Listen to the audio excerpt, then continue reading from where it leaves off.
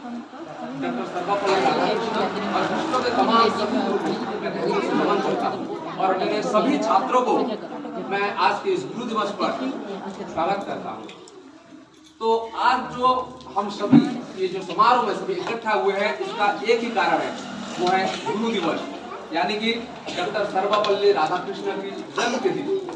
आज कौन सा दिन है? 5 सितंबर उनका जन्म हुआ था। तो इनके मतलब डॉक्टर सर्वपल्ली राधाकृष्णन के जन्म को ही हम गुरु दिवस के तौर पर मनाते हैं। तो इनका जन्म हुआ था 1888 सितंबर 5 को। उनका जन्म हुआ था वो तमिलनाडु में, जो पुराना हुआ उसका नाम था मद्रास, वहाँ पर उनका जन्म हुआ था। तो ये जो डॉक्टर सर्वपल्ली राधाकृष्णन जी, इनका जब ये भारत के सर्वप्रथम उपराष्ट्रपति और द्वितीय राष्ट्रपति के तौर पर थे, मतलब ये जो राष्ट्रपति उपराष्ट्रपति होने से पहले ये एक अध्यापक थे, इसीलिए ये अध्यापक यानी कि गुरु, इसीलिए इनके जन्म के दिन को हम गुरु दिवस के तौर पर मनाते हैं। तो गुरु यानी इसीलिए क्या करते हैं कि हम कहते हैं कि गुरु होता है सबसे महान।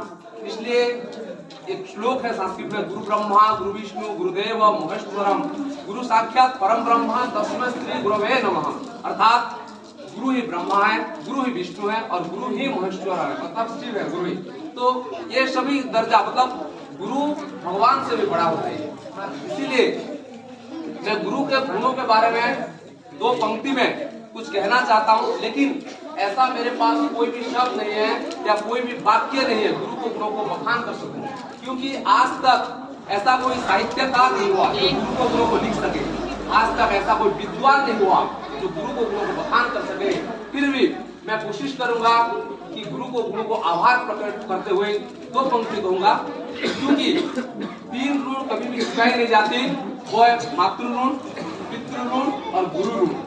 मातृ यानी माँ का ऋण। तो बच्चा जब माँ के कोख में होता है, उसी समय से लेकर जब बच्चा यानी कि बच्चा जब माँ के पेट में होता है, उस समय से लेकर पैदा होने के बाद उंगली पकड़कर चलना सिखाती है, वो होती है माँ। और माँ ही हमें कहती है कि बेटा ये मत करो, बेटी ये मत करो, ये गलत है, ये सही है। तो ये सब कुछ पहले जब हम जन्म होते हैं, चाहे हमें समझ में आए या ना आए, जब हम पैदा होते हैं उसी समय से माँ हमें सिखाती है कि ये सही है, ये गलत है। तो इसीलिए माँ को क्या कहते हैं? पहला गुरु कहते हैं। ठीक है, माँ होती है पहला गुरु।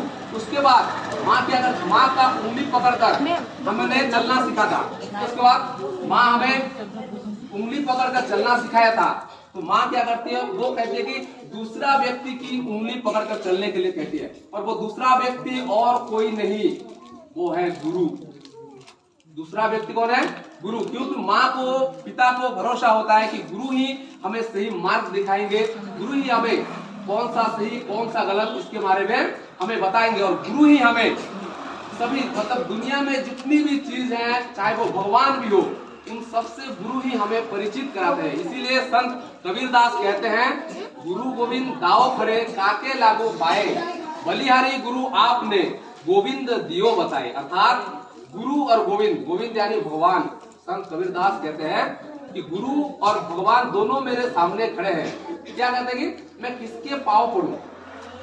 फिर से कबीरदास कहते हैं कि गुरु आपने ही मुझे सिखाया। क्या सिखाया? कि गोविंद अर्थात भगवान दुनिया में हैं, आपने ही मुझे परिचय कराया भगवान से, क्योंकि तो इसीलिए आप भगवान से भी महान हैं, आप भगवान से भी श्रेष्ठ हैं, इसीलिए सबसे पहले मैं आपकी पांव पड़ूंगा, ये कबीरदास कहते हैं। इसीलिए गुरु हमेशा महान होते हैं, भगवान से भी बड़े होते हैं। तो मैं सभी बच्चों के लिए कहूंगा, जितने भी बच्चे स्टूडेंट हैं, एक बात मैं तुम लोग कहता हूँ, तुम लोग कहते हो ठीक है, वो सर हमें डांटते हैं, वो सर हमारे क्लास में बहुत डांटते हैं, वो मैम हमें बहुत गुस्सा करते हैं, तो उसके लिए मैं एक थोड़ा सा 2 लाइन में कहना चाहता हूँ। ठीक है, खास करके क्लास आइटम से बहुत अच्छे हो, वो मतलब कहते हैं मुझसे बहुत क्लोज है, इसलिए कहते हैं कि सर हमें डांटते हैं, वो मैम डांटते हैं, उनके लिए खासकर मैं कहता हूँ ये कि जिस पत्थर पर हथौड़ी और छीनी की मार सहने की हिम्मत ना हो, वो पत्थर कभी मूर्त नहीं बनता। जिस खेत पर फल चलने से जिस खेत दुखी होता है, वो खेत कभी अनाज उत्पादन नहीं कर सकता। भले ही गुरु की डांट उस हथौड़ी, छीनी और हल की जैसे हैं, जरूर हैं, फिर भी जो हमें वही डांट, गुरु की डांट हमें एक दिन महान बनने के लिए प्रेरणा देती है, हमें शिक्षित करते हैं। हम जो गुरु जो होता है क्या, हमें शिक्षित करते हैं। वही डांट, गुरु की वही डांट, वही गुस्सा ही हमें एक दिन शिक्षित बनाता है, एक दिन विनम्र बनाता है, एक दिन हमें महान बनाता है। क्योंकि इंसान कभी भी जन्म से महान नहीं होता, वो कोयल कूक से, पेड़ फल से, खेत उपज से, और इंसान अपने कर्मों से जाना जाता है। तो इसलिए मैं कहता हूँ कि अच्छे कर्म करो, ठीक है। तो इंसान अच्छे कर्म करने से जाना चाहिए। क्योंकि मानसरोवर वो के एक पवित्र झील है जो कि आज चीन में है, वो पहले अखंड भारत में था। वहाँ पर हंस और बगला दोनों इकट्ठा रहते हैं, लेकिन हंस मोती करता है और बगला मछली खोजता है। बगला को ये पता नहीं होता कि उस एक मोती से वो लाखों हजारों मछली खरीद सकता है, उसका मूल्य पता नहीं होता, लेकिन हंस को पता है होता है, इसीलिए वो मोती खोजता है। तो आपको तय करना है, आपको अच्छे कर्म करना है या बुरे कर्म करना है। अच्छे कर्म करके महान बनना है। और कुछ बच्चे हैं वो कहते हैं कि सर हम गरीब घर के बच्चे हैं, सर हम ये नहीं हो सका, सर हम ये नहीं कर सकते। उनके लिए मैं और एक पंक्ति कहना चाहता हूँ और एक वाक्य कहना चाहता हूँ उनके लिए। वो कमल का फूल कीचड़ में उगता है, कमल का फूल कीचड़ में उगता है, लेकिन अपने गुणों के वजह से परमात्मा श्रीहरि के शीश पर चढ़ता है। तो गरीब होना कोई बुरी बात नहीं है, गरीब घर में पैदा होना भी कोई दुख की बात नहीं है। आप कैसे कर्म करते हो वो महान है, आपका कर्म ही आपको महान बनाता है। क्योंकि जो कमल होता है वो कीचड़ में, लेकिन उनका जो गुण होता है उसके लिए वो भगवान के मतलब श्रीहरि के शीश पर चढ़ता है। तो आपको अच्छे काम, अच्छे कर्म करना चाहिए।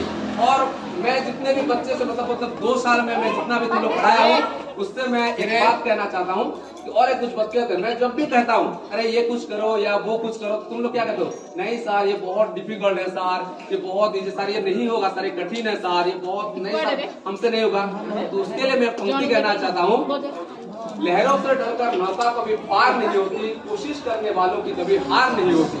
असफलता एक चुनौती है, उसे स्वीकार करो, क्या कमी रह गई देखो और सुधार करो। जब तक ना सफल हो नींद चैन को त्यागो तुम, संघर्ष का मैदान छोड़कर मत भागो तुम। कुछ किए बिना ही जय जयकार नहीं होती, आखिर कोशिश करने वालों की कभी हार नहीं होती। तो ये जो पंक्ति है हरिवंश राय बच्चन यानी कि अमिताभ बच्चन के पिताजी लिखे थे, ठीक है। तो इसके लिए मैं अंत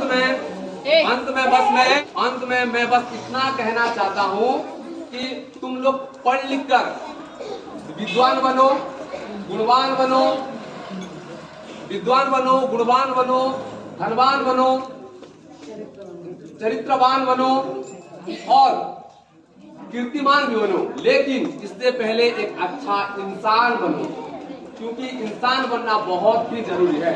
तो इतना ही मैं कहूँगा, इतना कहकर मैं अपने वाणी को विराम देता हूँ। धन्यवाद।